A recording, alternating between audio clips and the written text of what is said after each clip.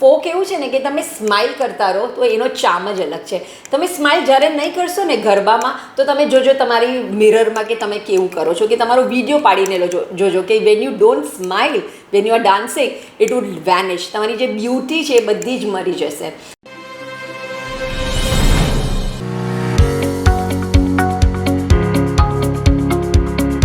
નમસ્કાર દર્શક મિત્રો, હું પ્રતિમા સોની, એક શિક્ષણવિદ ખબર છે .comના માધ્યમથી આપનું હાર્દિક સ્વાગત અને અભિવાદન કરું છું. મિત્રો, આજના એપિસોડ એક ખાસ એપિસોડ છે. એનું કારણ એવું છે કે અત્યાર સુધી આપણે ગુરુદેવો ભવ સિરીઝની અંદર એવા ગુરુને મળ્યા કે જેઓ શિક્ષણ સાથે સંકળાયેલા હતા. શાળા જીવનની અંદર તેમણે ઘણા બધા વિદ્યાર્થીઓને શિક્ષણ આપીને તેમનું જીવન ઉજ્જવળ બનાવ્યું હતું.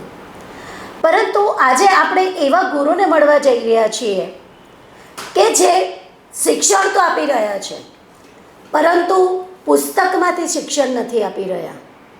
તેઓ વિદ્યાર્થીઓનું ભવિષ્ય તો બનાવી રહ્યા છે, પરંતુ એક કલા દ્વારા વિદ્યાર્થીઓના ભવિષ્યને ઉજાગર કરી રહ્યા છે.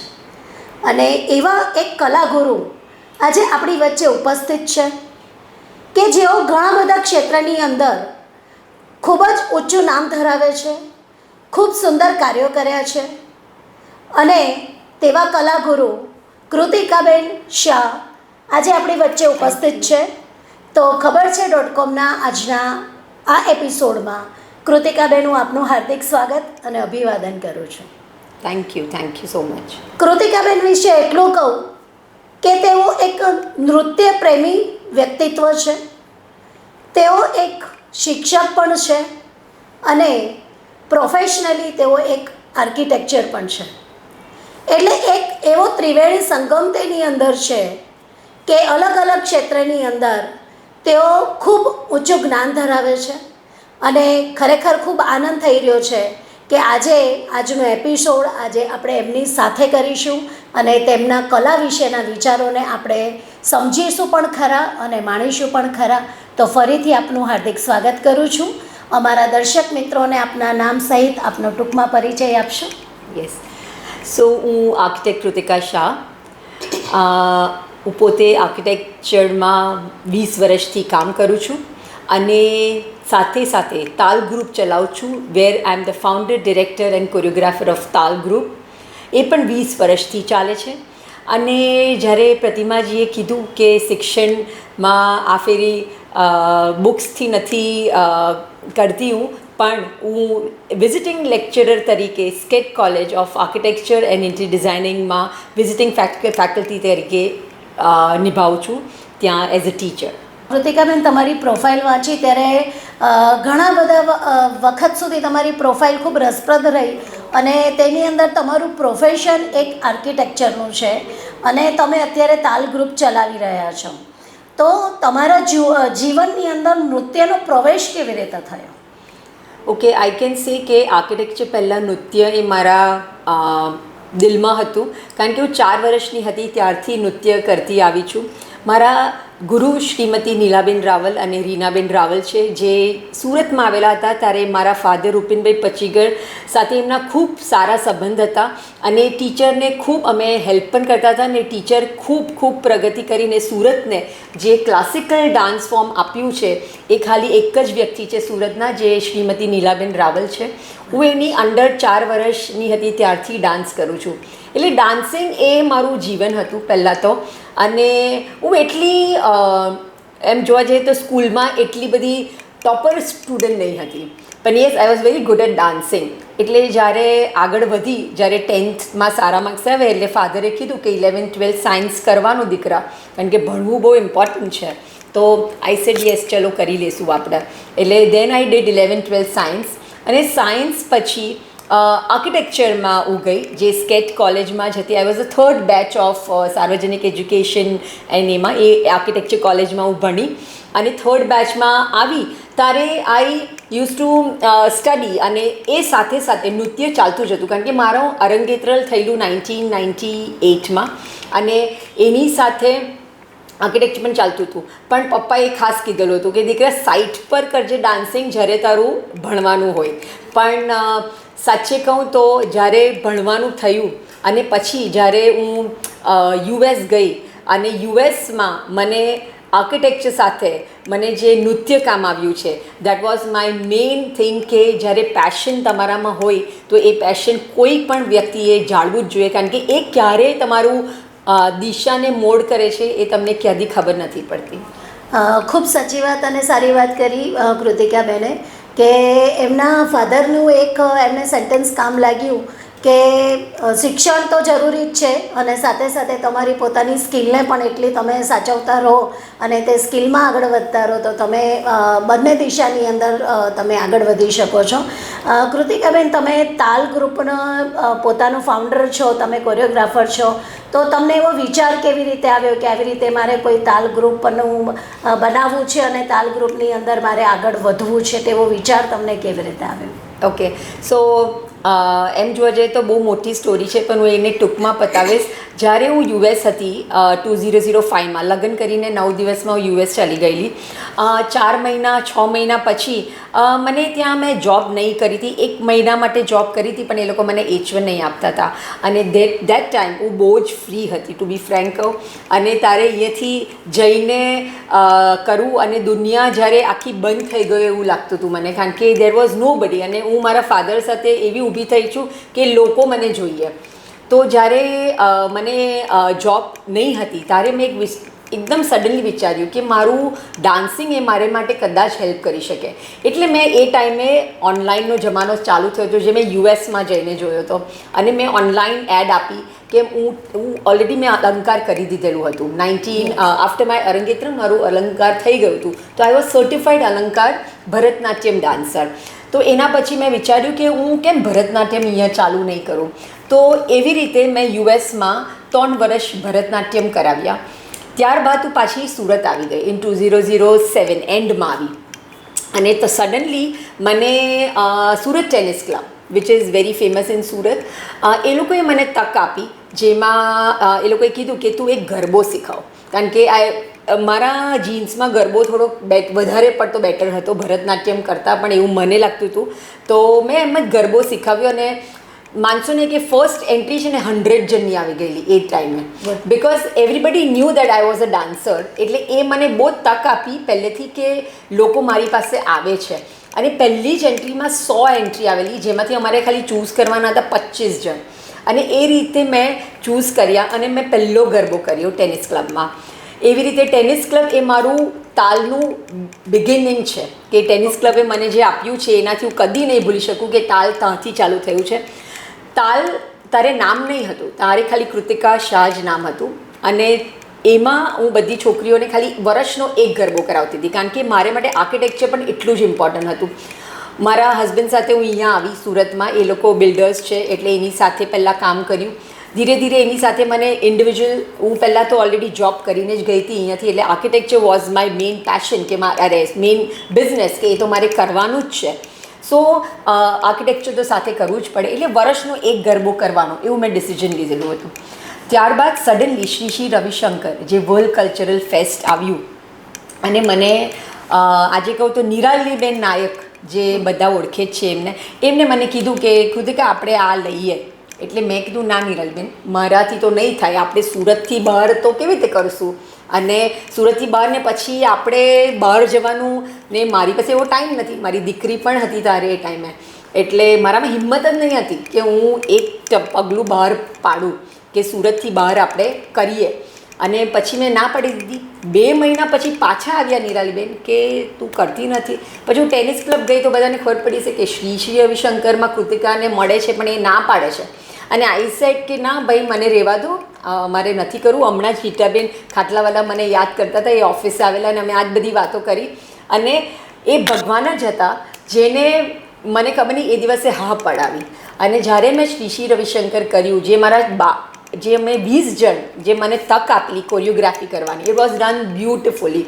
અને સુરતથી હું એ હતી જેમાં આપણે આખી કોરિયોગ્રાફી આપણે કરેલી. બીજા બધા ઘણા બધા બીજા બહુ બધા લોકો હતા, પણ એ લોકો એક સાથના ઝુંડમાં કોરિયોગ્રાફી કરવાની હતી. તો સુરતનું એક હતું કે આપણે કોરિયોગ્રાફી એક કરીએ. તો એ એટલું બધું કેચઅપ થઈ ગયું ને મારામાં હિંમત એટલી બધી વધી ગઈ કે ભગવાન જે શ્રી રવિશંકર સાહેબે જે એ લોકોના જે વાઇબ્સ હતા that bring to me to say that yes Kritika you can do it in this.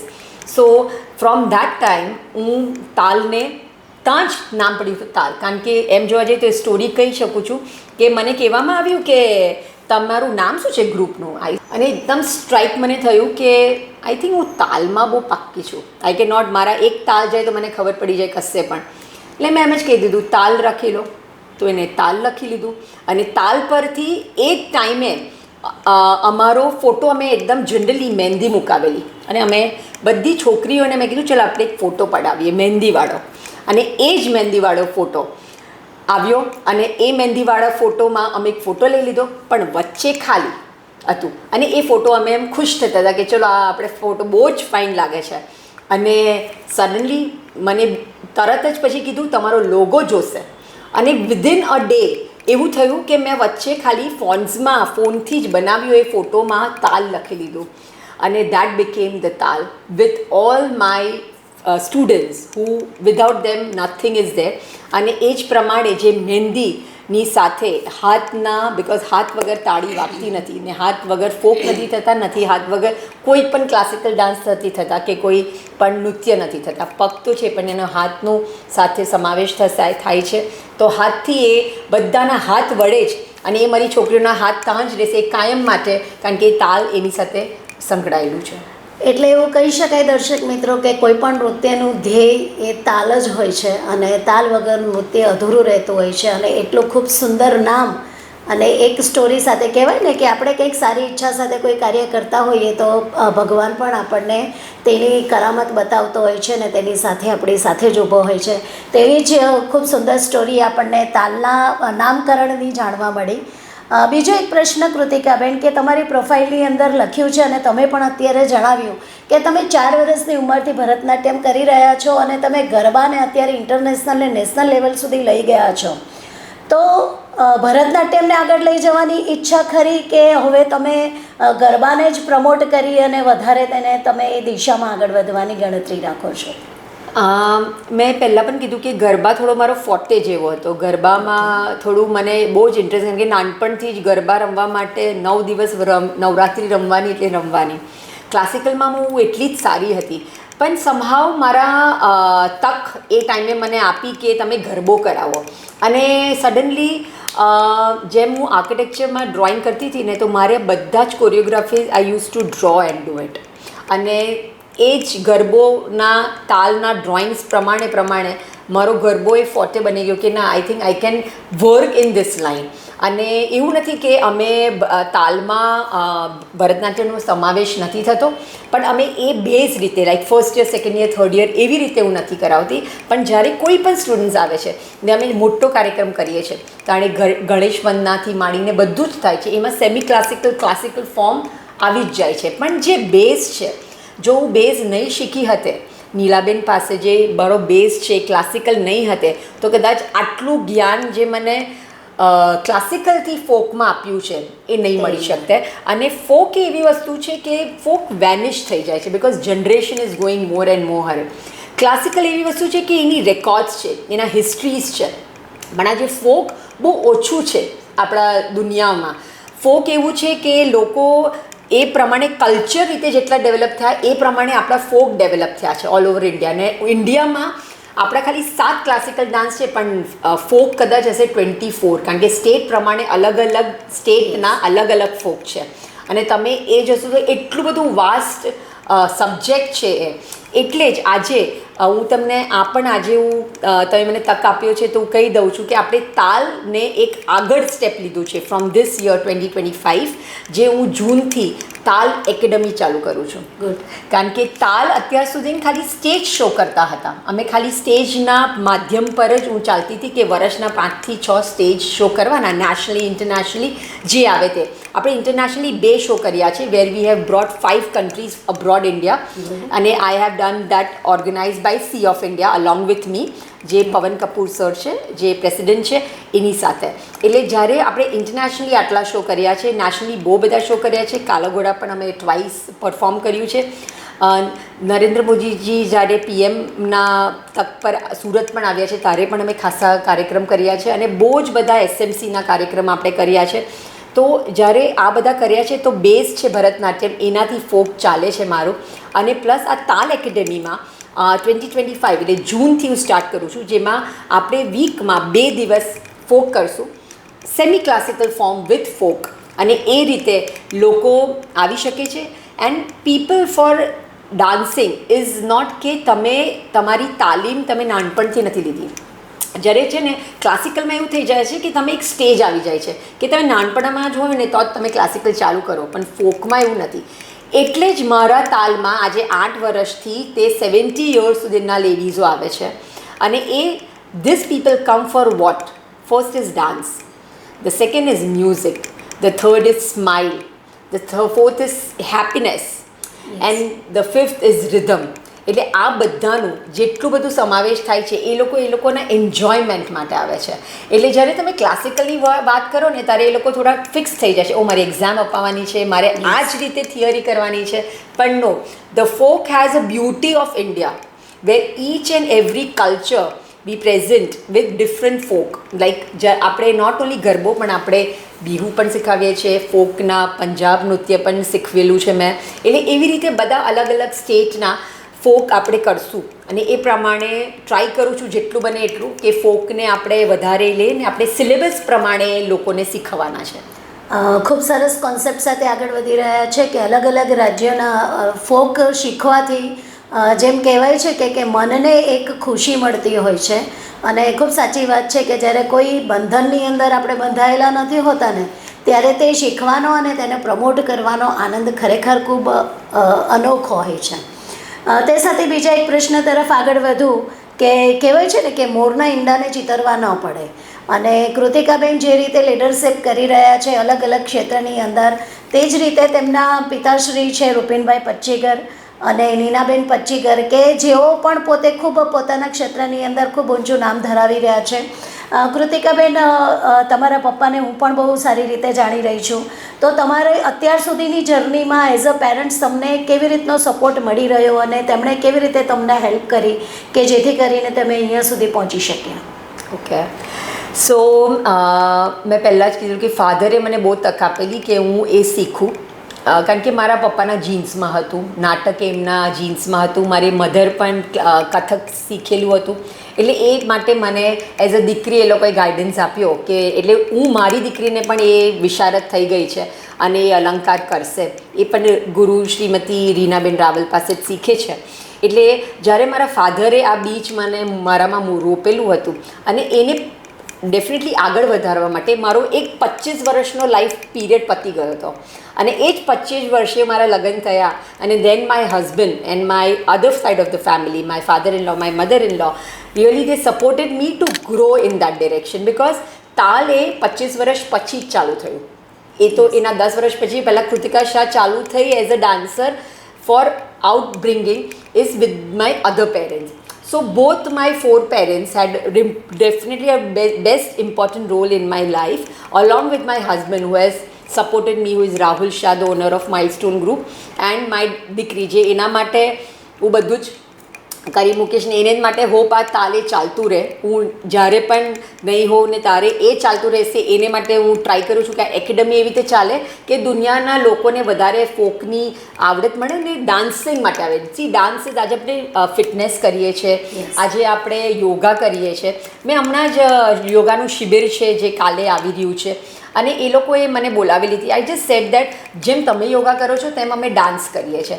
Dance is about all happiness, the meditation, the dance, music, and the best thing about the dance is the happiness. I feel સો કે happiness માટે તમે dance જ કરો છો. કારણ કે ડાન્સમાં constant તમારે smile જ કરવું પડે છે. સ્માઇલ વગર ડાન્સ નથી. જ્યારે ભાવ તમે ક્લાસિકલમાં લાવી શકો છો, પણ ફોક એવું છે ને કે તમે સ્માઇલ કરતા રહો તો એનો ચામ જ અલગ છે. તમે સ્માઇલ જ્યારે નહીં કરશો ને ગરબામાં તો તમે જોજો તમારી મિરરમાં કે તમે કેવું કરો છો, કે તમારો વિડીયો પાડીને જોજો કે when you don't smile when you are dancing it would vanish. તમારી જે બ્યુટી છે એ બધી જ મરી જશે. તો I think the smile plays a best important role. એટલે તમે ખુશીથી ડાન્સ કરો છો, તમે તમારા હેપીનેસને તમે એટલી સુંદરતા તમારી વધે છે વેન યુ સ્માઇલ. બિકોઝ ભગવાને સ્માઇલ નહીં આપી હતી તો લોકો કેવી રીતે ચાલતા હતા એ આપણને ખબર છે. સો થિંગ ઇઝ દેટ કે smile plays the best important role. એટલે આ જે તાલ છે એમાં સ્માઇલ અને ડાન્સનો મહત્ત્વ હું બહુ જ બધાને કહું છું કે તમે કંઈ પણ કરો, આજે કંઈ પણ ભૂલી જાઓ ને તો પણ સ્માઇલ કરતાં કરતાં કોઈ પણ સ્ટેપ કરી લેશો ને તો તમે આખું સ્ટેજ જીતી લેશો. તો એના હિસાબથી મારા ફાધર મધર આ બધું જ એ લોકો પાસેથી શીખીને આવી છું અને એ રીતે બંને parents have given me lots of thing in my life. કૃતિકાબેન, અંતવ તરફ આપણે આગળ વધીએ તો અમારા દર્શક મિત્રોને તમે કલાની ક્ષેત્રની અંદર, લીડરશિપની અંદર આટલું બધું આગળ વધી અને કામ કરી રહ્યા છો, તો અમારા દર્શક મિત્રોને આપ શું સંદેશો આપવાની ઈચ્છા રાખશો? Last but not the least I would say કે ડેફિનેટલી કોઈ પણ વ્યક્તિએ કામ કરતા જ રહેવું જોઈએ. કામ નહીં કરશો તો દુનિયા પાછળ રહી જશે તમારા લીધે પણ. એવું વિચારીને કામ કરજો કે તમે એક જણ નહીં કામ કરશો ને તો દુનિયા થોડી પાછળ તો રહેશે જ. તો I think everybody should work. If it is she is a woman or he is a man, so everybody has to work and work. I feel so. And એની સાથે પેશન પણ જાળવી રાખજો, કારણ કે પેશનથી લોકો બહુ જ આગળ વધે છે અને બહુ હેપી રહે છે. આજે તમારા કામમાં તમે કોઈ પણ હોમ મેકર હોય તો પોતાના કામમાં તમે આખો દિવસ ફેમિલીને સાચવો છો, પણ પોતાના માટે if you stand that I am the best in the whole world and if you do by yourself, then you will win the game and you will live your life more. So I feel that passion એ તમારા કોઈ પણ એક corner પર છે જ, એને આજે વિચારજો અને કાલે તમે એની તક લઈને એ ચાલુ કરજો. તો I think you will be the most happiest person and the lucky person in this world. ખૂબ સરસ વાત કરી દર્શક મિત્રો. કૃતિકાબેનની વાત ઉપરથી મેં જેમ આગળ પણ કહ્યું કે તેઓ એક નૃત્ય પ્રેમી છે, શિક્ષણ પ્રેમી પણ છે અને પોતાની ધગશને આગળ વધારી અને તેમણે અત્યારે ખૂબ સુંદર એવી અને ખૂબ સરસ એવી નામના સુરત શહેરની અંદર મેળવેલી છે. નામના મેળવવી છે તો ઘરે બેઠા નામના ક્યારે મળવાની નથી. તેના માટે તમારે ઘણી બધી મહેનત કરવી પડતી હોય છે અને મહેનતના અંતે આપણે ચોક્કસપણે કંઈક સારું એવું અચીવ કરી શકીએ છીએ. નૃત્ય તેમના રગે રગની અંદર વસેલું છે. શિક્ષણ તેમણે ખૂબ સરસ રીતે મેળવ્યું છે અને તેને એક પ્રોફેશન તરીકે આગળ વધાર્યું છે. તો કૃતિકાબેન, આપ એક કલાગુરુ તરીકે આજે ગુરુદેવો ભવ સિરીઝની અંદર ઉપસ્થિત રહ્યા તે બદલ હું આ સિરીઝ વતી આપનો આભાર વ્યક્ત કરું છું. આપે આપનો જે કિંમતી સમય આપ્યો તે બદલ આપનો હૃદયપૂર્વક આભાર વ્યક્ત કરું છું. Thank you so much. Thank you so much. અને catch me at arcdesignsurat@gmail.com and talrootsurat@gmail.com and kritika11979@gmail.com. કામ કરતા રહેજો અને આગળ વધતા રહેજો. Thank you.